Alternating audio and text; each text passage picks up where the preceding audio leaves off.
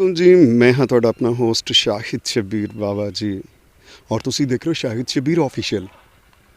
गुरु प्यारी संगत जी, 2 रोज़ तो तकरीबन 24 घंटे हो गए ने इंडियन मीडिया दे उत्ते एक सनसनीखेज़ जिहड़ी है रिपोर्ट चल रही है कि पाकिस्तान सिख गुरुद्वारा प्रबंधक कमेटी कोलों जिहड़े ने उन्हां दे राइट्स लै लए गए ने और जिहड़े ने ETBP board evacuee trust property board नूं दित्ते जा रहे हैं। खास करके दरबार साहिब करतारपुर दे उत्ते पूरा प्रोपोगंडा किया जा रहा है। गुरु प्यारी संगत जी, तुसी जाणदे हो कि मैं एज ए अनबाइस्ड हिस्टोरीयन पिछले तकरीबन 10 साल तो हिस्टरी के उत्ते काम कर रहा और मेरा पैशन जोड़ा है वो सिख हिस्टरी के उत्ते है और पाकिस्तान दे विच सिख गुरुद्वारास रिमेन्स और सिख हवेलीज़ या बारादरियाँ या कोई भी महल वगैरह स्प्रिंग पैलेस ने उन्होंने उत्ते काम करदा हाँ। तो आपां 2014 दे विच पहली रिपोर्ट इस गुरु घर की तुहाडे अगे पेश की सी, जिथे असीं खड़े हुए हैं गुरुद्वारा श्री पहली पातशाही चवा बाबा गुरु नानक साहब, जिथे 2 महीने हो गए ने सेवा चल रही है, कार सेवा चल रही है। बड़ी हैरानगी हुंदी है कि जदों कह लो तुसी मनजिंदर सिंह सिरसा वर्गे और रॉबिन सिंह वर्गे जिहड़े ने महेंद्र सिंह रॉबिन वर्गे बंदे जिहड़े ने कदी ट्वीट करके ते कदी फेसबुक दे राहीं लाइव हो के पाकिस्तान वल उंगलियां चुक के उन्होंने तो बड़ा कुछ कहना आउंदा है। तुसी सुनिया होएगा जदों दरबार साहिब करतारपुर कोरीडोर खुल रहा सी उस वेले तुसी देखो उस बंदे ने किन्नी शरारत की है और क्या सी मैं वेखांगा जदों दरबार साहिब करतारपुर मुकम्मल होएगा, मैं देखांगा जदों ऑपरेशनल होएगा, मैं देखांगा जदों संगतां आउणगियां। मनजिंदर जी, मैं उस वेले भी तुहानूं कहा सी तुसी अपनी अकल नूं हत्थ मारो, जिहड़ा कि तुहानूं एक ड्यूटी दी गई है, तुहानूं एक प्रधान मुकर्रर किया गया है गुरुद्वारा श्री बंगला साहिब दिल्ली दे विखे, तुसी वो ड्यूटी तो निभा ना सके। उत्थे दे लोकां नूं तनखावां तो तुसी पूरीआं दिंदे नहीं, उत्थे दी गोलक दी चोरी तुहाडा नाम लग रहा है, उत्थे तुसी जो कुछ भी काम कर रहे हो उहदे तो संगत मुतमिन नहीं है। उन्हां दी अखां 'च धूड़ पाउण वास्ते तुसी कदे पाकिस्तान दा नाम लेना शुरू कर दिंदे हो, कदी तुसी बुलबुल कौर दा इशू खड़ा कर दिंदे हो, कदी तुसी कह लो मनमीत कौर दा नाम लेना शुरू कर दिंदे हो, कदी तुसी किसे दा नाम लेना शुरू कर दिंदे हो। मैनूं एक गल दसो, तुसी डायरैक्टली सिरसा साहब मैं तुहानूं इस गल दे विच मैं शामिल कर रहा वां कि तुसी पाकिस्तान आए हो और पाकिस्तान आके तुसी सारा कुछ देख के भी गए हो। ठीक है जी, जिहड़ी गल तुसी कह रहे हो कि राइट्स जिहड़े ने वो PSPGC कोलों लैके ते ETBP बोर्ड कोल दिते गए ने, तुहाडे कोल की प्रूफ है इस चीज़ का? दरबार साहिब करतारपुर 875 एकड़ का महान एक पूरा प्रोजेक्ट है जिहदे उत्ते FWO नोबल ग्लोबल और प्राइवेट कंपनीज़ ने काम किया है। सिक्योरिटी दी ड्यूटीज़ जिहड़ियां ने वो डिफरेंट डिपार्टमेंट निभा रहे हैं। ETBP बोर्ड जिहड़ा है वो बिल्डिंग मेनटेनेंस और बाकी बाहर दे जिहड़े काम ने उन्होंने वेख रहा है। पाकिस्तान सिख गुरुद्वारा प्रबंधक कमेटी और सिख संगत जिहड़ी है लंगर, ठीक है जी, सुबह शाम दे दीवान और गुरुपुरब जिहड़े ने या उत्थे कोई भी इवेंट हुंदा है सिख रहत मर्यादा के तहत, तो वो ETBP का कोई किरदार नहीं हुंदा। हाँ, ETBP का किरदार हुंदा है। किद्दां हुंदा है? ETBP का किरदार इस तरह हुंदा है कि वो मैं देखा कि हैल्प करते हैं कि बिल्डिंग सफाई किद्दां करनी है, वाइट वॉश किद्दां करनी है, संगत आ रही है तो उन्होंने रहने का प्रबंध कित्थे करना है, सरावां दे विच किहड़ी चीज़ घट है, फ्यूमीगेशन किस तरह करनी है, करोना वास्ते स्प्रे किस तरह करवाना है। तो अगर ये सारे काम करने तो बाद ETBP बोर्ड गुनाहगार है और वो कोई गुनाह कर रहा है PSPGC नाल मिल के, तो वो यह गुनाह करता रहेगा, अपनी सेवा निभाता रहेगा। तुसी अपनी ड्यूटी छड्ड के दूजिਆਂ ਦੇ ਘਰੇ 'ਚ मुदाखलत करते हो, दूजिਆਂ ਦੇ ਘਰਾਂ ਦੇ ਵਿੱਚ तुसी गल्लां करते हो, आप तो तुसी कुछ करन जोगे नहीं रहे। एक स्कैनिंग मशीन तुसी मंगवाई है, ठीक है जी, ये हाल 25 अक्तूबर ਦੇ ਵਿੱਚ ਤੁਹਾਡੇ ਤੇ ਆरोप ਲੱਗਾ है कि तुसी वो मशीन महंगी खरीदी है। हुण तुसी जिहड़ी है जगत संगत है ਉਹਦੀ नज़र ਨੂੰ डाइवर्ट करने वास्ते तुसी पाकिस्तान ते इल्ज़ाम लाना शुरू कर दिते। करतारपुर कोरीडोर ਨੂੰ तुसी जिहड़ा है वो पिन पॉइंट करना शुरू कर दिता है। मनजिंदर जी, गल्लां की कहंदे हैं कि त्रेलां चट्टियां धरे नहीं लैंदी। तुसी जो कुछ कर रहे हो तुसी रब नूं भी जवाब देना। गुरु दी गोलक नूं जिस तरह तुसी लगे हुए हो वो सारी जगत संगत नूं पता है, जिन्ने कि तुहाडे तो लोकी खुश ने वो भी तुहानूं पता है। और मैं एक बारी फिर तुहानूं दसदा चलां कि पाकिस्तान विखे कोई छोटी जी भी गल हुंदी है ਤੇ ਮਨਜਿੰਦਰ ਜੀ ਨੂੰ ਜਿਹੜੀ ਹੈ ਨਾ ਉਹ ਬੜੀ ਪੀੜ ਹੁੰਦੀ ਹੈ। ਲੇਕਿਨ 1948 ਦੇ ਵਿੱਚ ਜਦੋਂ ਗਾਂਧੀ ਜੀ ਨੇ ਨਹਿਰੂ ਜੀ ਨੂੰ ਕਿਹਾ ਸੀ ਕਿ ਸਿੱਖ ਕੌਮ ਦੇ ਬਾਰੇ 'ਚ ਕਿ ਇਹਨਾਂ ਤੋਂ ਹੁਸ਼ਿਆਰ ਰਹੋ, ਇਹਨਾਂ ਤੋਂ ਮੁਹਤਾਤ ਰਹੋ, ਠੀਕ ਹੈ ਜੀ, ਇਹ ਕਿਸੇ ਟਾਈਮ ਵੀ ਆਪਣਾ ਹੱਕ ਮੰਗ ਸਕਦੇ ਨੇ।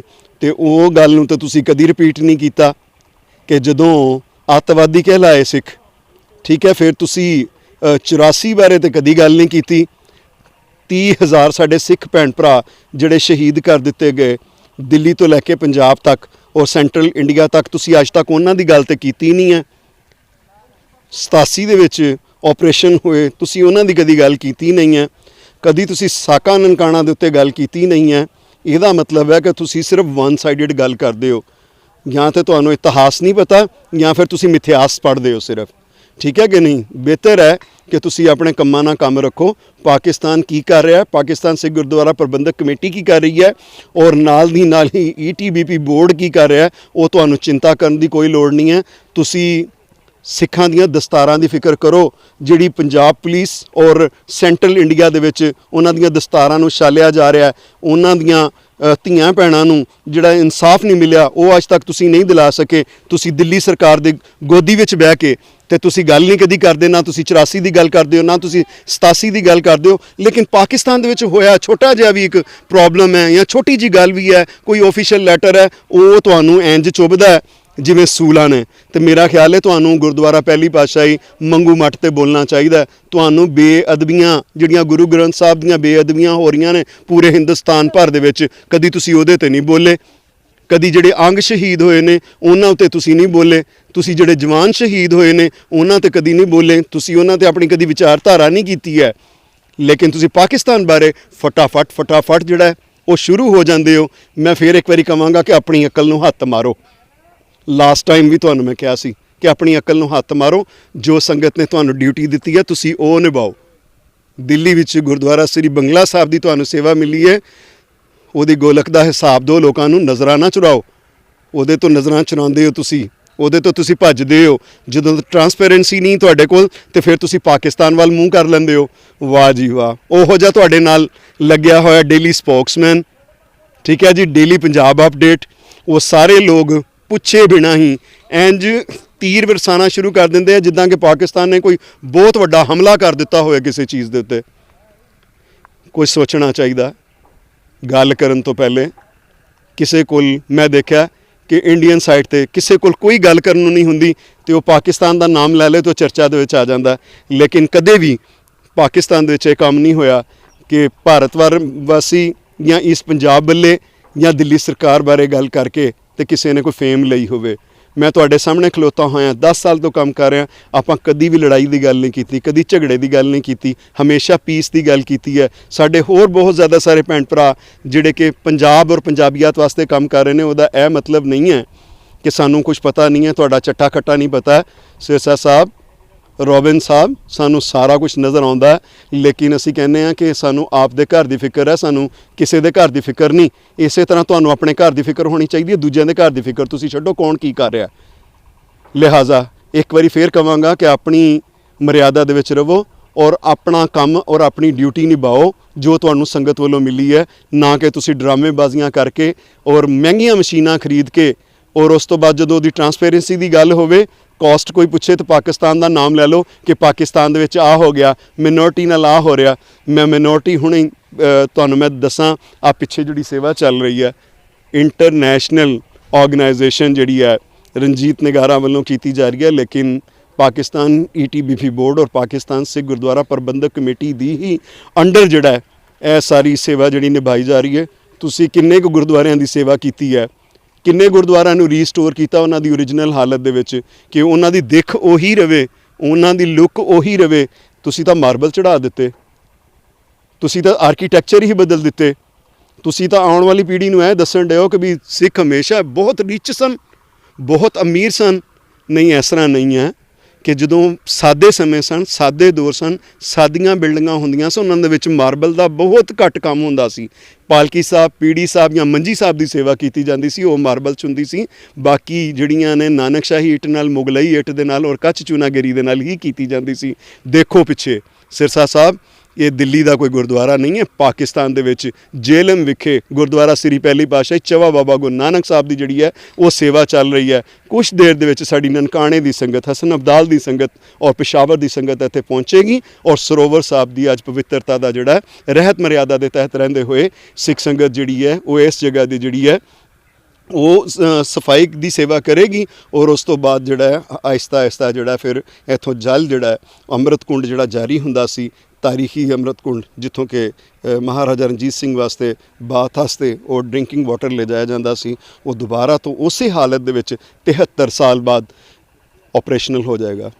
ਸਿਰਸਾ ਸਾਹਿਬ, ਰੋਬਨ ਸਾਹਿਬ, ਤੁਸੀਂ ਇੱਦਾਂ ਦੀਆਂ ਕਿੰਨੀਆਂ ਸੇਵਾ ਕੀਤੀਆਂ ਨੇ ਦਿੱਲੀ ਦੇ ਵਿੱਚ। ਕਈ ਇਤਿਹਾਸਿਕ ਗੁਰਦੁਆਰੇ ਨੇ, ਕੋਈ ਇੱਕ ਦਾ ਨਾਮ ਦੱਸ ਛੱਡੋ। ਇਹ ਪਾਕਿਸਤਾਨ ਸਿੱਖ ਗੁਰਦੁਆਰਾ ਪ੍ਰਬੰਧਕ ਕਮੇਟੀ ਹੈ, ਇਹ ਇਵਾਕਿਊ ਟਰਸਟ ਪ੍ਰਾਪਰਟੀ ਬੋਰਡ ਹੀ ਹੈ ਇਹ ਜੋ ਸਾਰਾ ਕੁਝ ਕਰ ਰਹੀ ਹੈ। ਸੋ ਅਗਰ ਤੁਸੀਂ ਕੁਛ ਕਰਨ ਜੋਗੇ, ਅਗਰ ਤੁਹਾਨੂੰ ਰੱਬ ਨੇ ਅਗਰ ਕੋਈ ਹਿੰਮਤ ਤਾਕਤ ਦਿੱਤੀ ਹੈ ਨਾ, ਤੇ ਪਲੀਜ਼ ਆਵਾਜ਼ ਚੱਕੋ ਕਿ ਦਿੱਲੀ ਸਰਕਾਰ ਸਿੱਖ ਸੰਗਤ ਨੂੰ ਦਰਬਾਰ ਸਾਹਿਬ ਕਰਤਾਰਪੁਰ ਦੇ ਵਿੱਚ ਵਿਖੇ ਆਉਣ ਦੇਵੇ। ਆਪਣੀ 73 ਸਾਲ ਦੀਆਂ ਅਰਦਾਸਾਂ ਉਹਨਾਂ ਦੀਆਂ ਪੂਰੀਆਂ ਹੋਣ, ਉਹ ਇੱਥੇ ਆ ਕੇ ਸੁਬਾਹ ਸ਼ਾਮ ਖੁੱਲ੍ਹੇ ਦਰਸ਼ਨ ਤੇ ਦੀਦਾਰੇ ਕਰ ਸਕਣ। ਤੁਸੀਂ ਇੱਕ ਉਹਨੂੰ ਅਰਨ ਮਨੀ ਦੇ ਨਾਮ ਦੇ ਉੱਤੇ $20 ਦੇ ਉੱਤੇ, ਮੈਂ ਤੁਹਾਨੂੰ $20 ਦੇ ਉੱਤੇ ਪਹਿਲੇ ਵੀ ਜਵਾਬ ਦਿੱਤਾ ਸੀ, ਠੀਕ ਹੈ। ਤੇ ਬਾਰ-ਬਾਰ ਉਹ ਗੱਲਾਂ ਨਹੀਂ ਹੁੰਦੀਆਂ। ਜਿਹੜੇ ਦੋਸਤਾਂ ਨੇ ਨਹੀਂ ਦੇਖਿਆ ਉਹ ਮੇਰੇ YouTube ਦੇ ਉੱਤੇ ਜਾ ਕੇ ਤੇ ਉਹ ਪ੍ਰੋਗਰਾਮ ਨੂੰ ਦੁਬਾਰਾ ਦੇਖ ਸਕਦਾ ਕਿ ਜਦੋਂ ਪਹਿਲੇ ਇਹਨਾਂ ਨੇ $20 ਦੇ ਉੱਤੇ ਇਸ਼ੂ ਚੁੱਕਿਆ ਸੀ ਕਿ ਵੀ $20 ਦੀ ਐਂਟਰੀ ਜਿਹੜੀ ਹੈ ਉਹ ਕਾਫੀ ਲੰਬਾ ਪ੍ਰੋਸੈਸ ਹੈ। ਔਰ ਜਿਹੜੀ ਸੰਗਤ ਪਾਕਿਸਤਾਨ ਹੋ ਕੇ ਗਈ ਹੈ, ਦਰਬਾਰ ਸਾਹਿਬ ਕਰਤਾਰਪੁਰ ਕੋਰੀਡੋਰ ਤੋਂ ਹੋ ਕੇ ਗਈ ਹੈ, ਉਹਨਾਂ ਨੂੰ ਪੁੱਛਣਾ ਕਿਆ $20 ਉਹ ਜਿਹੜੀ ਸੇਵਾ ਹੈ ਉੱਥੋਂ ਹੁੰਦੀ ਹੈ, ਕਿਆ ਉਹਦਾ ਕੋਈ ਮੁੱਲ ਹੈਗਾ। ਇਹ ਤਾਂ ਸਿਰਫ ਇੱਕ ਵੀਜ਼ਾ ਪ੍ਰੋਸੈਸ ਔਰ ਐਂਟਰੀ ਪ੍ਰੋਸੈਸ ਦਾ ਹੈ। ਕਿਆ ਜਿੰਨਾ ਪਿਆਰ ਮਿਲਦਾ ਹੈ, ਕਿਆ ਉਹਨੂੰ ਪੈਸਿਆਂ ਨਾਲ ਤੋਲਿਆ ਜਾ ਸਕਦਾ। ਸਿਰਸਾ ਸਾਹਿਬ, ਮੰਨਿਆ ਕਿ ਤੁਸੀਂ ਉਮਰ 'ਚ ਵੱਡੇ ਹੋ, ਲੇਕਿਨ ਆਪਣੀ ਸੋਚ ਨੂੰ ਵੀ ਵੱਡੀ ਕਰੋ। ਤੁਹਾਡੀ ਸੋਚ ਬਹੁਤ ਛੋਟੀ ਹੈ, ਤੁਹਾਡੀ ਸੋਚ ਨੂੰ ਵੱਡੀ ਹੋਣ ਦੀ ਲੋੜ ਹੈ। ਤੁਹਾਨੂੰ ਰੱਬ ਨੇ ਡਿਊਟੀ ਤੇ ਵੱਡੀ ਜਗ੍ਹਾ ਦੇ ਉੱਤੇ ਲਾ ਦਿੱਤੀ ਸੰਗਤ ਕੋਲੋਂ, ਪਰ ਤੁਸੀਂ ਕੰਮ ਵੱਡੇ ਨਾ ਕਰ ਸਕੇ। ਤੁਹਾਡੀ ਸੋਚ ਛੋਟੀ ਦੀ ਛੋਟੀ ਰਹੀ, ਤੁਹਾਡਾ ਜ਼ਹਨ ਵੀ ਛੋਟਾ ਦਾ ਛੋਟਾ ਰਿਹਾ। ਤੁਸੀਂ ਛੋਟੀ ਸੋਚ ਸੋਚਦੇ ਹੋ, ਆਪਣੀ ਸੋਚ ਨੂੰ ਵੱਡਿਆਂ ਕਰੋ। ਲੋਕਾਂ ਦੇ ਬਾਰੇ 'ਚ, ਦੂਜੇ ਧੜਿਆਂ ਦੇ ਬਾਰੇ ਦੇ ਵਿੱਚ ਚੰਗਾ ਸੋਚੋ, ਚੰਗੀਆਂ ਗੱਲਾਂ ਕਰੋ, ਤਾਂ ਕਿ ਆਉਣ ਵਾਲੇ ਵਕਤ ਦੇ ਵਿੱਚ ਜਾਂ ਨੈਕਸਟ ਜਨਰੇਸ਼ਨ ਜਿਹੜੀ ਹੈ ਤੁਹਾਨੂੰ ਚੰਗੇ ਅੱਖਰਾਂ ਨਾਲ ਯਾਦ ਕਰੇ। ਕੋਈ ਇਹ ਨਾ ਕਵੇ ਕਿ ਫੁੱਟ ਪਵਾਉਣ ਵਾਲਾ ਸੀ, ਲੜਾਈ ਪਵਾਉਣ ਵਾਲਾ ਸੀ, ਝਗੜੇ ਕਰਵਾਉਣ ਵਾਲਾ ਸੀ, ਸਿੱਖ ਮੁਸਲਿਮ ਏਕਤਾ ਦੇ ਵਿੱਚ ਦਰਾੜ ਪਾਉਣ ਵਾਲਾ ਸੀ, ਠੀਕ ਹੈ। ਅਗਰ ਸਿੱਖ ਮੁਸਲਿਮ ਪਿਆਰ ਨਾ ਹੁੰਦਾ ਤੇ 12 ਟਨ ਕਣਕ ਜਿਹੜੀ ਹੈ ਦਰਬਾਰ ਸਾਹਿਬ ਅੰਮ੍ਰਿਤਸਰ ਦੇ ਲੰਗਰ ਵਾਸਤੇ ਮਲੀਰਕੋਟਲਾ ਦੇ ਮੁਸਲਿਮ ਕਦੇ ਨਾ ਲੈ ਕੇ ਆਉਂਦੇ, ਠੀਕ ਹੈ।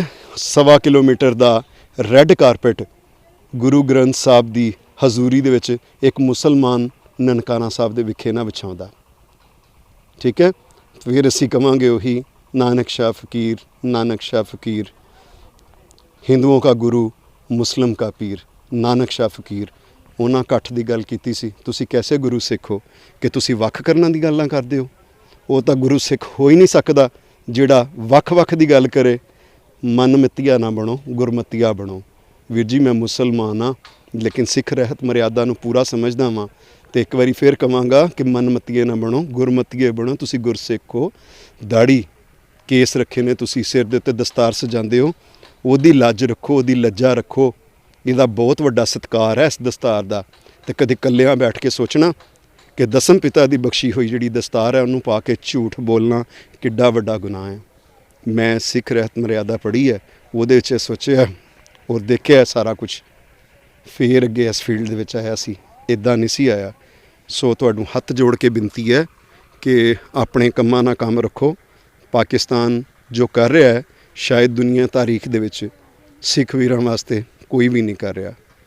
ਲਿਹਾਜ਼ਾ ਜਗਤ ਸੰਗਤ ਕੋਲੋਂ ਅਰਦਾਸ ਹੈ ਕਿ ਇਸ ਮੈਸੇਜ ਨੂੰ ਵੱਧ ਤੋਂ ਵੱਧ ਫੈਲਾਓ ਕਿ ਕੁਛ ਲੋਕ ਆਪਣੀਆਂ ਕਾਲੀਆਂ ਕਰਤੂਤਾਂ ਨੂੰ ਲੁਕਾਉਣ ਵਾਸਤੇ ਪਾਕਿਸਤਾਨ ਦਾ ਨਾਮ ਯੂਜ਼ ਕਰਦੇ ਨੇ, ਪਾਕਿਸਤਾਨ ਦੇ ਨਾਮ ਦੇ ਉੱਤੇ ਪੋਲੀਟਿਕਸ ਕਰਦੇ ਨੇ, ਤਾਂ ਕਿ ਉਹਨਾਂ ਨੂੰ ਚਰਚਾ ਹੋਵੇ ਔਰ ਉਹਨਾਂ ਦੇ ਜਿਹੜੇ ਅਸਲ ਮੈਟਰਸ ਨੇ, ਜੋ ਉਹਨਾਂ ਨੇ ਚੋਰੀਆਂ ਕੀਤੀਆਂ ਨੇ, ਗੁਰੂ ਦੀ ਗੋਲਕ ਨੂੰ ਜਿਹੜੀ ਸੰਨ ਲਾਈ ਹੈ, ਉਹਦੇ ਤੋਂ ਆਪਣਾ ਮੂੰਹ ਛੁਪਾ ਕੇ ਤੇ ਸਾਰੇ ਇਲਜ਼ਾਮ ਪਾਕਿਸਤਾਨ ਵੱਲ ਟੋਰ ਦਿਓ, ਤਾਂ ਕਿ ਕੋਈ ਕਿਸੇ ਦਾ ਧਿਆਨ ਹੀ ਨਾ ਜਾਵੇ ਕਿੰਨੇ ਦੀ ਸੰਨ ਲੱਗੀ ਹੈ।